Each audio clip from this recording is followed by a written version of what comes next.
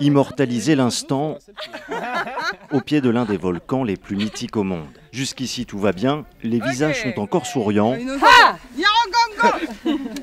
tout le monde est détendu. Et Nyiragongo, c'est le volcan le plus actif d'Afrique. C'est maintenant parti pour 6 heures de marche.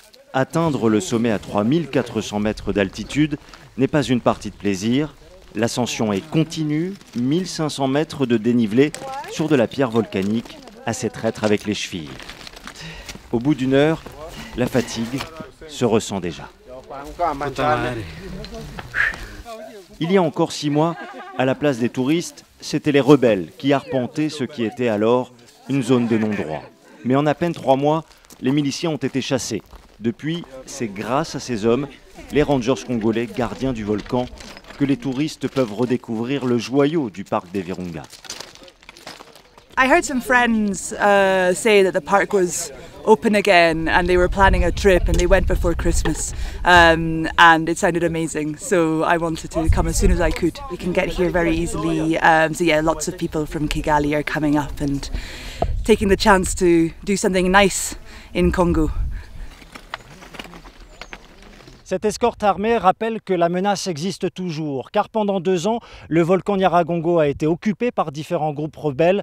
Même si le parc des Virunga a été rouvert aux touristes, les autorités congolaises restent vigilantes.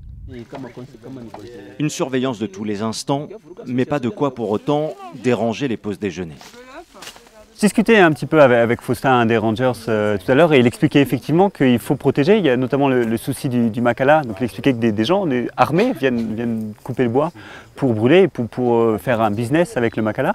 Donc c'est un vrai besoin, je crois, d'être protégé par des gens en armes, parce qu'ils nous donnent la sécurité dont on a besoin pour faire quelque chose comme ça. Non, c'est bien et c'est rassurant.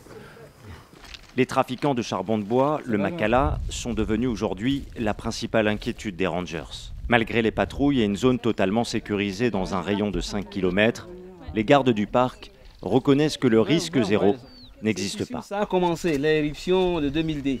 Les incidents arrivent, ça ne peut pas manquer, c'est vrai, parce que la zone n'est pas encore totalement nettoyée, mais on continue quand même à travailler. Donc le risque zéro n'existe pas? Non, pour le moment je ne peux pas vous rassurer, mais pour le moment on sent quand même, parce qu'il y a les touristes qui viennent, donc il y a la sécurité. Parce que depuis le mois passé, on n'a pas encore enregistré un incident. Dernier mètre dans un paysage lunaire où l'oxygène se fait rare. Le volcan et son lac de lave, immense, se dévoilent enfin. Ah, c'est dingue, hein. Sincèrement, c'est absolument... Tu te rends compte le bruit que ça fait, quoi?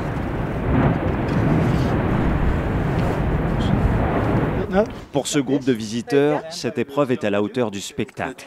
Comme eux, ils sont déjà près d'1 millier à avoir vu de près ce paysage à couper le souffle. Si tous n'arrivent pas au bout de l'ascension, le volcan Nyiragongo, lui, reste là, dominant Goma, à attendre les prochains touristes.